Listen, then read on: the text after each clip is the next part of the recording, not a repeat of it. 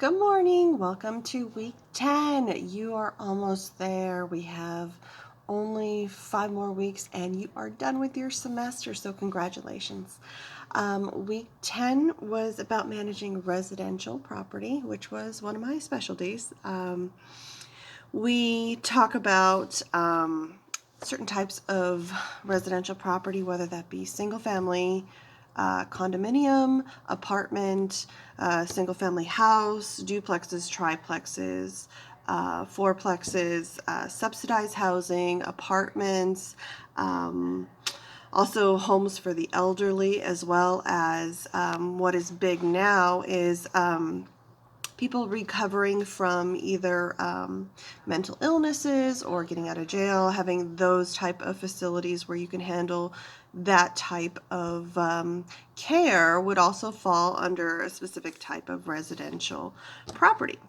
So this is kind of a review of the past few chapters that we've gone over, where when you are managing residential property, what you want to look at is you want to go back and you want to do your full analysis of the property as if you're completing a business plan for the manager. You're going to do your residential regional analysis of the overall location of the property.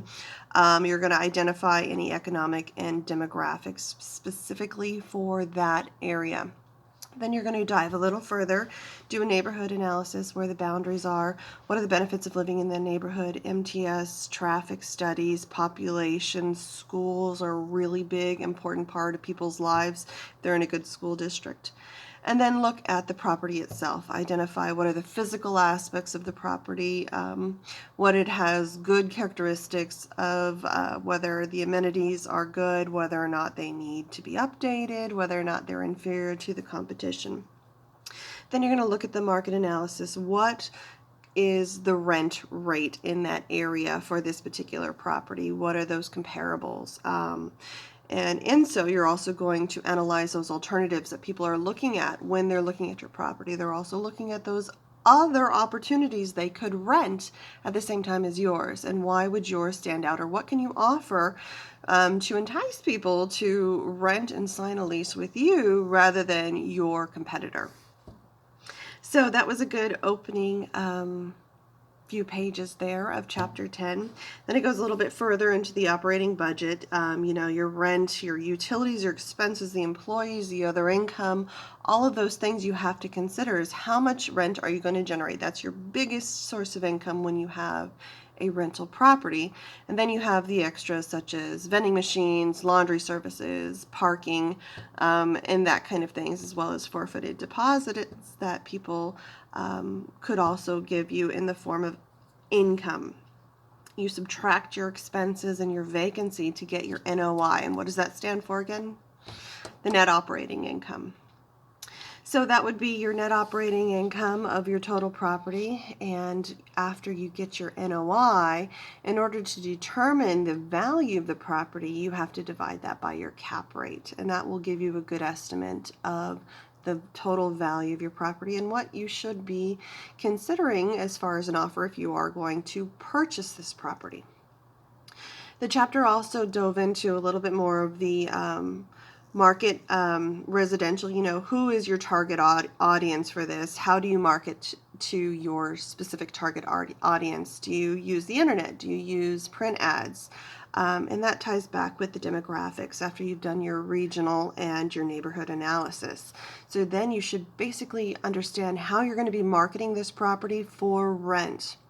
Are you going to use a leasing agent? Are you going to use a manager to actively look for properties and to actively lease these properties and look for potential tenants? Finally, when it comes down to leasing the property, I always, I have a generic form that I use, and that's based on the CAR website, California Residential Property Lease.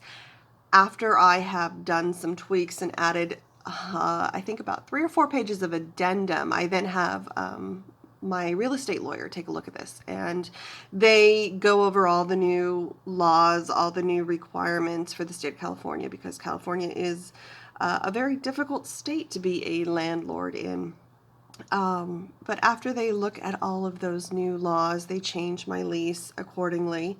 They also make any recommendations on what I should do for the future, if I should add anything, remove anything, clarify language. That's a big thing. A lot of language can be misconstrued, so there's a lot of edits in my lease after that. You can use the generic form on the car website. You can also use them on basic, I think there's like forrent.com. You can use that lease. Zillow, I heard, has a lease you can purchase, as well as several real estate websites have leases you can purchase or you can download and alter. I always think it's a good idea to have somebody else look at it and edit it for you, especially a real estate lawyer, just in case there's something that may have recently passed that you might want to consider. So you are going to use a standard application for all of your potential tenants to make sure that everybody is asked the same questions. There's no discrimination in the application process. You have a set written standard on guidelines on how you're going to be evaluating your tenants. And then you have a set written guidelines on how you're going to be scoring your tenants. This is the way that I always like to do it, because you want to evaluate the most beneficial tenant for you to move into your property. So we always score them on these set guidelines, such as if your credit score is 650 and above, then you get 10 points. If it is 620 or below, then you get 4 points. If you have been at your current employer for more than 4 years, then you're going to get 5 points. If you've been there less than a year, then you're only going to get 1 point. And then after that, you definitely want to double check with the Equifax, Experian, and TransUnion credit reports to make sure everything on there is correct. Contact their current employer, their prior landlord, any personal or professional references they want to put down, see if they have a good reference. And then you can make your decision after you have scored them based on the standard application and your standard for evaluating your tenants. So if that's ever questioned, you have proof that this is the method of your scoring, this is the method of you evaluating. Rent. When is rent due? Anybody know? When is rent officially due? Officially, it is due on the first day of the month. However, we like to give tenants sometimes a little leniency that they have until the 5th, the 7th, the 10th to pay without a fee or without a penalty. It should be clearly written and documented in your lease when you are planning to have a penalty or a fee for late rent and what are the repercussions for that. And then in your lease addendum, you should also specify how rent is going to be paid. If they're going to be paying by check, are you going to be picking it up? Are they going to be bringing it to you? Do you have a drop box? Do you have a post office box? Are you going to physically pick it up? Is your property manager physically going to pick up the check? Is it going to be an automatic deposit? Or a lot of times what I find is really popular with the younger crowd right now is they want to do Venmo, or they want to do the Chase mobile deposit. So it's automatically deposited from their account. They don't have to go anywhere. They don't have to go to the bank and physically deposit or write a check or anything like that. So that's a big thing right now, is the automatic deposit through electronic medium of some sort. Normal wear and tear should not be deducted from somebody's deposit. So keep in mind when you are doing a walkthrough for a final checkout when the lease is up, you cannot remove normal wear and tear from somebody's deposit, and that's difficult to determine. What is normal wear and tear and what is excessive damage to a property? How much should be removed from the deposit due to damages of some sort, or if the tenant plans to put it back the way they will, if they do so and you have seen the property and evaluated that it is now repaired, you should then not deduct anything from their deposit. The chapter also talked about the Uniform Residential Landlord and Tenant Act, the URLTA.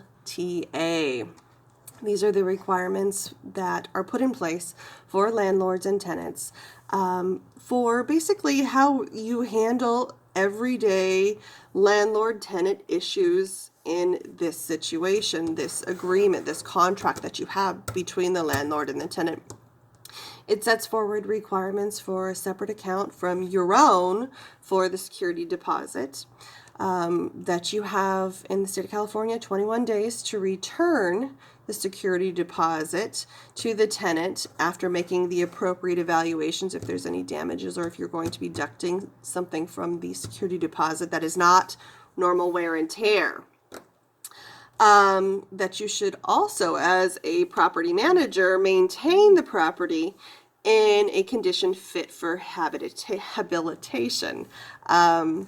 So meaning that it has to have heat, water, electricity, and some form of them being able to cook, whether that be gas, propane, or electric. There shouldn't be any exposed wires. The property should be safe and well maintained, and that all parties 18 and older have signed for that lease period. Whether that be a periodic tenancy, which would automatically renew at the end of that, or a term tenancy, which is specifically for a set term, whether that be a 6-month lease or a 1-year lease. I mostly like to see at least a 1-year term tenancy lease for most of my residential properties. And then after that, a periodic renewal, unless they are specifically wanting to enter into a contract so they know you will not increase the rent on them. If you have a contract, then you unfortunately cannot increase the rent without given proper notification. So there's some benefits of entering into a term tenancy rather than a periodic, automatically renewed after that 1-year term, and then it's month to month. As far as the automatic deposit from your tenants, when they deposit the money for the rent into a checking savings account for that month, you have to be careful with that. If they do not deposit the full amount, they could show in good faith that you have accepted it because it was deposited. Even though you physically were not there to accept it, the bank accepted the deposit, and that, under court guidelines, could be considered the full rent payment for that month, even though it was not the full amount that was due. So you have to be careful with those automatic payments and those deposit slips that tenants can put into your account automatically. If the full amount is not there, if it goes to court, they will say they've accepted this amount in lieu of rent or the full amount at that time, and therefore rent was paid. So there was a big court case about that recently, about an automatic deposit where they accepted the rent and it wasn't the full amount, but the tenant showed that they deposited, so it was basically ruled that they did make that month's rent. So please be careful with that. You are kind of walking a very thin line when it comes to being a property manager and maintaining these tenants' living quarters, making sure that they're happy and they want to be there and that they are enjoying living in your space is very difficult. So I want you to be aware of these situations and that these issues do happen, whereas they want to make it easy to pay rent, but if they don't pay the full rent, then unfortunately it could be considered paid already without being even present at that time period. As of January 1st of 2020, there is a new rule that is going into effect, and that basically falls under the whole state of California, and it's part of almost this new trend to go towards the rent control, which they have Primarily, we don't have it here in San Diego yet. Thank goodness. It's a lot of headache because there's a lot of new requirements, but in San Francisco and Los Angeles, they're really big on rent control. However, in the whole state, as of January 1st, as a property manager, you can no longer increase your rent any more than 5% plus CPI, California Consumer Price Index for that specific area.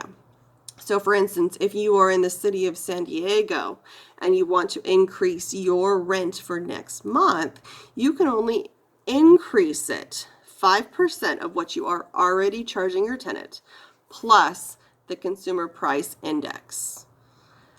So that's putting a little limit on us as property managers on how much we can increase the actual rent, even if we have capital expenses, and whether that be a roof replacement or if we've had to completely gut the property due to some unforeseen circumstances and relocate our tenants to another property. We can only increase rent a certain amount under California consumer law as of January 1st.